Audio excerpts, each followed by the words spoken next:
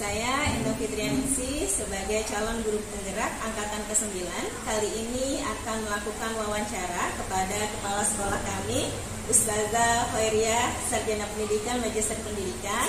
Beliau merupakan kepala sekolah di SMPT Anida dan telah mengabdi selama kurang lebih 10 tahun ya Ustazah ya, dari tahun 2014, Masya Allah luar biasa. Pada kesempatan kali ini kami akan melakukan wawancara tentang bagaimana Ustazah Khairia menyelesaikan permasalahan atau yang Ustazah Khairia temui selama ini di sekolah.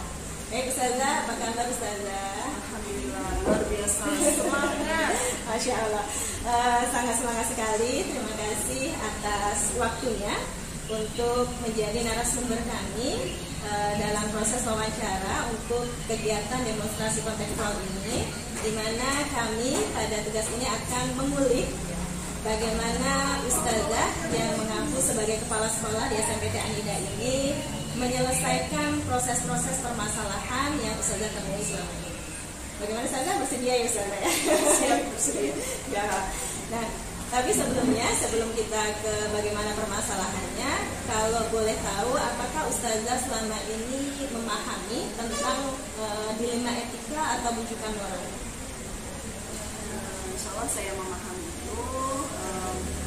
Dilema etika itu adalah kondisi di mana kita dihadapkan dengan sesuatu yang sama-sama benar. Sementara bujukan moral situasi di mana kita harus memutuskan mana yang benar dan mana yang salah. Jadi kurang lebih sudah banyak memahami ya Ustazah tentang dilema etika dan bujukan moral itu sendiri. Kira-kira dalam mengidentifikasi sebuah kasus, untuk mengidentifikasi maksudnya untuk memilah apakah ini termasuk bujukan moral ataukah dilema etika, itu bagaimana Ustazah? Tentunya kita yang pertama kali memahami dulu permasalahan itu apa. Ya? Nah, ketika itu dikatakan sebuah dilema etika, gitu ya, kita dihadapkan dengan situasi ataupun kondisi yang dimana kita dituntut untuk memutuskan di antara dua pilihan yang itu sama-sama benar. Nah, tentunya dalam hal ini bagaimana kita sebelum mengambil keputusan, gitu ya, memikirkan, dan tentunya di dalamnya juga kita masih mengedepankan ya, bagaimana sebuah perasaan, empati dan lain sebagainya. Sementara ketika itu sudah menjadi sebuah dalam konteks bujukan moral, gitu ya, artinya situasi dan kondisi tersebut ya sudah jelas bagi kita untuk memutuskan mana yang benar dan mana yang salah. Dalam kurun waktu 10 tahun menjabat sebagai kepala sekolah, pernahkah Ustazah menemui sebuah permasalahan atau kasus di sekolahan ini yang berhubungan dengan dilema etika? Saya rasa namanya masalah itu pasti ada, gitu ya. Nah, pernah dihadapkan dengan sebuah kondisi yang itu dinamakan dengan dilema etika tadi, gitu ya. Maka dari itu ya kita harus mampu gitu ya menyelesaikan ataupun mengambil keputusan terhadap permasalahan yang dikatakan dilema etika tadi. Kalau boleh diceritakan Ustazah, kira-kira kasusnya itu seperti apa ya? Misalkan contohnya nih, kita menginginkan di SMPT Anida ada sistem poin ya. Kita punya peraturan, kita punya kedisiplinan yang itu harus dilaksanakan oleh siswa, dan ketika tidak menjalankan peraturan itu maka poin-poin itu akan terus bergulir. Nah, ketika poin itu sudah semakin banyak, nah nanti itu dievaluasi, kemudian sampai pada tahap mungkin surat peringatan dan lain sebagainya. Karena dikondisikan siswa yang poinnya sudah sangat banyak gitu ya, dan sudah harus dikondisikan bisa jadi pada peringatan terakhir gitu ya. Namun orang tua memohon, meminta dengan sangat gitu ya kebijakan sekolah untuk memaafkan, memberikan kesempatan dan lain sebagainya. Nah, dalam hal ini kita mengambil keputusan ini tadi dilema etika tadi kan. keputusan yang insya Allah dua-duanya ada nilai-nilai kebenaran di dalamnya yang harus kita perhatikan dan kita putuskan. Nah, di sini sekolah mengambil kebijakan dengan mendengarkan apa yang menjadi curhatan orang tua, lalu tetap keputusan itu tentunya ada konsekuensi yang harus diikuti oleh siswa dan orang tua tersebut. Dari kasus yang Ustazah ceritakan tadi tentang bagaimana dilema etika memutuskan hukuman untuk si anak, yaitu konsekuensi bagi si anak, atau tetap memberikan kesempatan kedua orang tua. Nah, pendekatan apa yang Ustazah lakukan untuk menyelesaikan permasalahan yang dimana dianggap sebagai kebenaran, dua-duanya adalah keputusannya nanti adalah sebuah kebenaran? Tentunya tadi sebelum kita memutuskan sesuatu, kita bermusyawarah terlebih dahulu. Dalam hal ini saya mengajak musyawarah dengan orang-orang yang berkepentingan dalam hal permasalahan tersebut. Lalu kemudian kita mengajak orang tua dan peserta didik untuk duduk bersama menyelesaikan masalah yang ada. Jadi dengan pendekatan kepada kedua orang tua dan juga kepada guru ya Ustazah. Kemudian gimana prosedur Ustazah dalam proses menyelesaikan kasus-kasus yang Ustazah temui, terutama kasus yang Ustazah ceritakan? Di SMP Anida ada tahapan dalam penyelesaian masalah. Jadi masalah itu tidak serta-merta langsung diselesaikan oleh kepala sekolah. Ada tahapan-tahapannya, berawal dari bagaimana wali kelas mampu menyelesaikan masalah yang ada di kelasnya gitu ya. Kemudian ada guru bimbingan konseling, kita juga ada bidang kesiswaan gitu ya.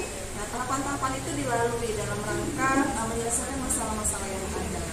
Namun tidak menutup kemungkinan ketika masalah itu di mana kepala sekolah diharuskan untuk turun serta memutuskan atau memberikan arahan dan bimbingan terhadap penyelesaian masalah tersebut. Dari pengalaman berawal Ustazah ya, maksudnya dari proses penyelesaian masalah yang memang harus diselesaikan, kira-kira bagaimana cara yang efektif gitu ya dalam proses penyelesaian masalah itu sendiri? Cara yang efektif itu adalah bagaimana kita bisa bermusyawarah mufakat gitu ya. Nah, sehingga keputusan yang nantinya diputuskan oleh kepala sekolah itu merupakan sebuah keputusan bersama, tidak ada saling salah satu sama lain. Jadi kita sepakat dulu keputusan yang kita ambil ini kita jalankan sama-sama dengan segala konsekuensinya. Jadi dengan musyawarah tadi ya efektif sekali. Kemudian selama ini yang menjadi hambatan atau tantangan dari Ustazah sebagai kepala sekolah dalam membuat sebuah keputusan yang merupakan permasalahan kasus dilema etika itu seperti apa? Tadi dilema etika itu sendiri adalah kita dihadapkan dengan kondisi yang sama-sama benar. Nah, biasanya kita itu kalau dihadapkan dengan kondisi yang sama itu membuat kita harus berpikir keras gitu ya, bagaimana ya membuat kita dilema bagaimana memberikan solusi terbaik gitu ya. Nah, tentunya kita sebelum memutuskan sesuatu kita inventaris dulu gitu ya, kira-kira kalau keputusan yang seperti ini hal-hal baik apa yang akan terjadi, kemudian hal-hal buruk apa yang kira-kira akan terjadi. Nah, dalam hal seperti ini kita cari kalau hal-hal itu buruk maka seminimal mungkin kita cari kita putuskan yang itu berdampak keburukannya sangat sedikit gitu ya. Kita tetap berupayakan dari keputusan yang kita putuskan itu adalah banyak nilai-nilai manfaatnya seperti itu. Dalam proses pengambilan keputusan atau penyelesaian masalah, kira-kira Ustazah punya waktu khusus tidak untuk proses penyelesaian masalah ini, menyelesaikan tahap-tahapan dalam proses penyelesaian masalah? Yang namanya sebuah masalah itu harus diselesaikan. Jadi jangan sampai masalah-masalah yang ada itu ditumpuk-tumpuk gitu ya. Nah, jadi masalah itu harus kita selesaikan. Namun di sini mungkin kita melihat sebesar apa gitu kan, kira-kira masalah itu semendesak apa masalah itu harus diselesaikan. Kalau masalah itu harus diselesaikan dengan cepat, maka kita harus bergerak cepat gitu ya. Namun mungkin ada gitu ya masalah yang mungkin tidak terlalu berat, kita tetap melalui tahapan-tahapan yang ada dengan melibatkan pihak-pihak yang memang berkecimpung dalam proses penyelesaian masalah tadi. Jadi siapa saja nih kira-kira yang pihak-pihak atau orang-orang yang biasanya membantu ustazah dalam proses penyelesaian masalah? Ya, kalau dalam prosedur penyelesaian masalah yang sudah saya sebutkan tadi, ada wali kelas, ada guru BK, ada bidang kesiswaan gitu ya. Nah, itu semuanya ikut berkontribusi gitu ya dalam rangka menyelesaikan masalah yang terjadi di sekolah kita. Jadi ada banyak pihak yang membantu ya ustazah dalam proses penyelesaian masalah. Tidak menyelesaikan masalah sendiri, kita punya orang-orang yang memang berkecimpung dalam hal tersebut. Jadi dari cerita ustazah ya, dari selama ini bagaimana menyelesaikan masalah, dari pengalaman 10 tahun ini, apa yang bisa ustazah ambil, pengalaman baik atau pembelajaran yang bisa ustazah ambil dalam proses penyelesaian masalah selama ini ustazah? Ya, segala sesuatu pasti ada hikmah atau pelajaran yang kita dapatkan. Dalam proses menyelesaikan masalah kita bisa menarik kesimpulan bahwa memang sebenarnya dalam kehidupan ini tidak ada masalah gitu ya, pasti ada masalah. Namun seberapa besar masalah itu adalah bagaimana ketika kita mampu menyelesaikan dengan sebaik-baiknya. Nah, dalam hal mengambil keputusan itu sebenarnya tidak mudah ya. Perlu kehati-hatian. Karena jangan sampai nanti keputusan yang kita ambil dengan buru-buru gitu ya, dengan tanpa memikirkan nanti efek positif dan negatifnya, itu akan menjadi penyesalan di kemudian hari. Sehingga perlu kehati-hatian, perlu bermusyawarah mufakat gitu ya, perlu meminta pendapat rekan sejawat gitu, dalam hal memutuskan sesuatu yang itu tentunya akan membawa kebaikan untuk kita semua. Jadi dari pengalaman ustazah sudah lalui selama ini, tentu saja dalam proses pembuatan keputusan itu sudah bisa dilakukan dengan kebijakan ya ustazah ya. Insya Allah. Jadi terima kasih ustazah, mungkin ini saja wawancara dari kami. Terima kasih sudah menjadi narasumber dan banyak sekali pembelajaran yang kami dapat dan peroleh tentang bagaimana menyelesaikan sebuah permasalahan, baik itu permasalahan yang berdilema etika yang harus memutuskan antara yang benar dan yang benar, tentu saja dengan ya, seperti Ustazah Khori katakan tadi, jangan sampai terburu-buru ya Ustazah ya, kemudian digunakan dengan musyawarah bersama orang-orang yang berkepentingan di dalamnya. Mungkin itu saja Ustazah yang bisa kami kulik dari Ustazah untuk saat ini. Terima kasih atas waktunya. Semoga kedepannya bisa banyak belajar lagi dengan Ustazah selaku kepala sekolah di SMP Anida Kota Lubuk Linggau. Demikianlah wawancara kami bersama Ustazah Horia, Sarjana Pendidikan, Magister Pendidikan sebagai kepala sekolah di SMP Anida Kota Lubuk Linggau. Untuk tugas kami yaitu demonstrasi kontekstual. Terima kasih. Assalamualaikum warahmatullahi wabarakatuh.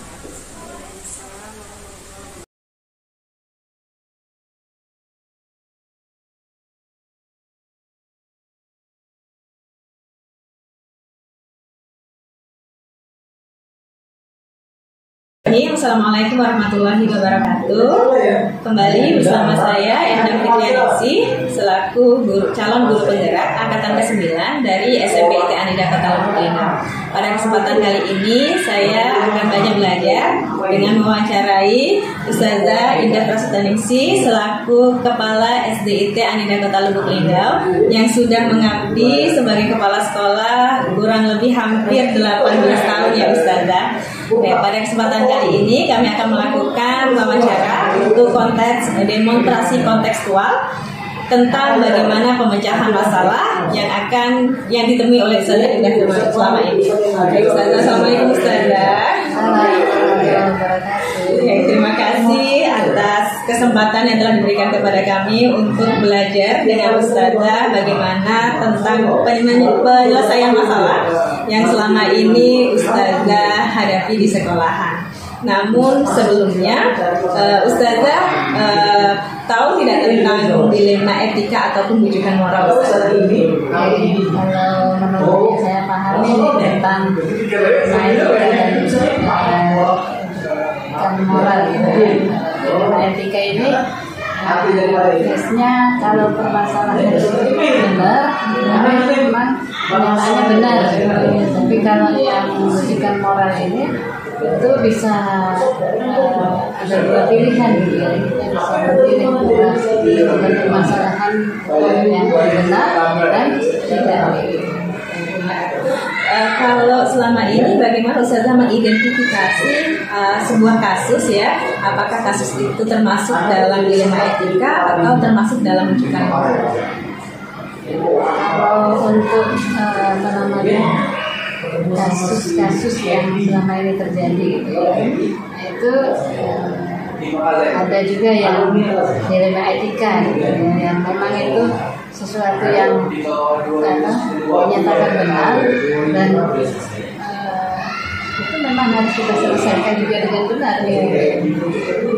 Kalau selama Ustazah 18 tahun ya Ustazah di SDIT Ahida ini pernah tidak menemui sebuah kasus yang di dalamnya itu termasuk dalam kasus yang dilema etika Ustazah?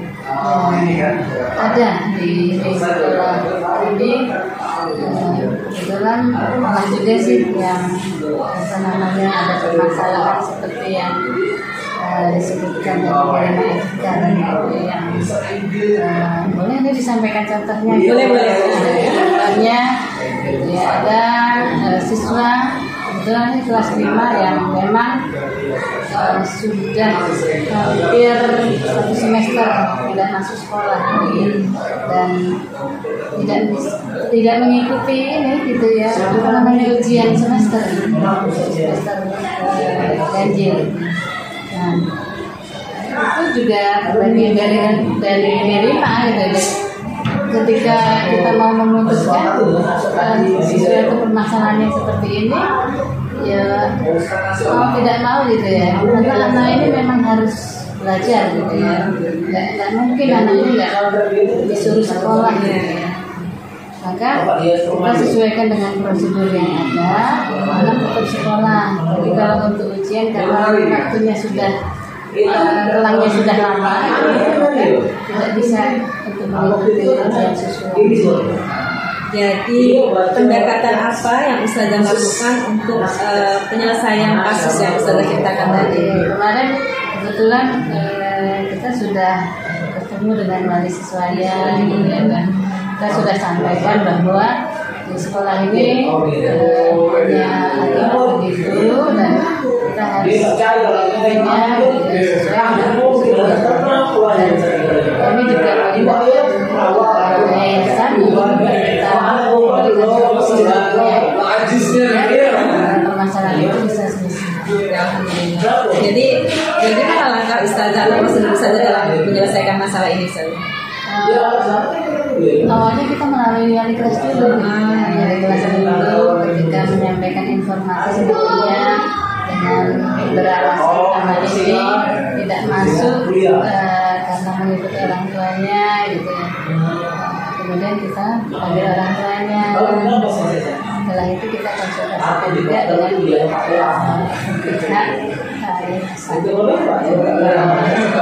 jadi melalui tahap prosedur yang sudah ditetapkan ya Ustazah.